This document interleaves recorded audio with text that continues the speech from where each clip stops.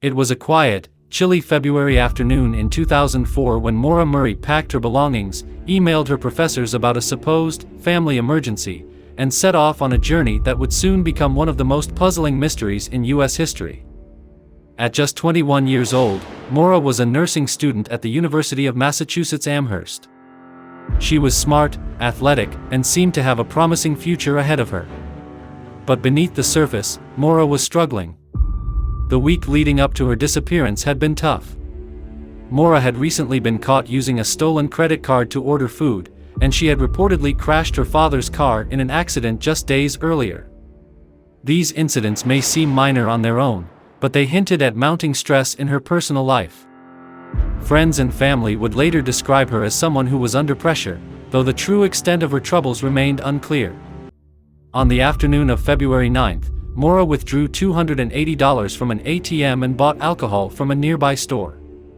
She also packed a box of her belongings, including schoolbooks and toiletries, and placed it neatly in her dorm room, as though she wouldn't be returning anytime soon.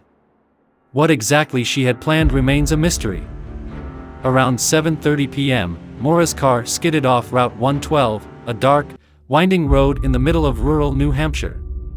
The area was surrounded by dense woods, and the temperatures that night were bitterly cold. A local bus driver named Butch Atwood spotted her car and stopped to help. He described Maura as calm but insisted she didn't seem injured. When he offered to call for assistance, she declined, claiming she had already contacted a tow truck company. Suspicious but trusting, Atwood drove off, but he kept an eye on her from a distance. Just 10 minutes later, when the police arrived at the scene, Maura was gone. Her car remained where it was, locked and abandoned, with no sign of her anywhere. The vehicle's airbags had deployed, and there was a crack in the windshield, suggesting the crash may have been more serious than it appeared. Inside the car, officers found an open box of wine, some personal belongings, and a printed map of the area.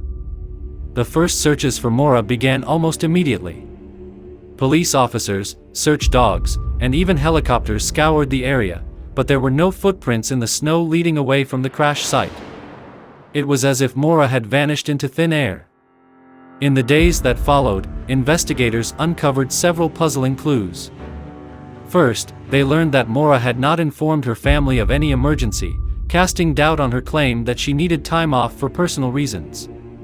They also discovered that she had been searching for directions to Burlington, Vermont, on her computer before leaving Amherst.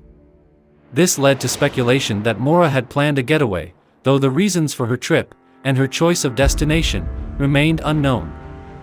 The theories about Maura's disappearance are endless. Some believe she staged the accident and walked away to start a new life, but with no confirmed sightings or activity on her bank accounts since that day, the theory seems less likely. Others suspect foul play, perhaps an abduction or a chance encounter with someone dangerous. The possibility that she succumbed to the freezing temperatures in the wilderness has also been considered, though extensive searches of the surrounding woods yielded no evidence of her remains.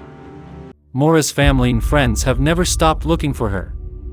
Over the years, her case has been the subject of countless podcasts, documentaries, and amateur investigations, each offering new theories but no concrete answers. Today, more than 2 decades later, the disappearance of Maura Murray remains an unsolved mystery, leaving her family and the world to wonder, what really happened that snowy night on Route 112? What do you think happened to Maura Murray? Drop your thoughts in the comments and let's discuss.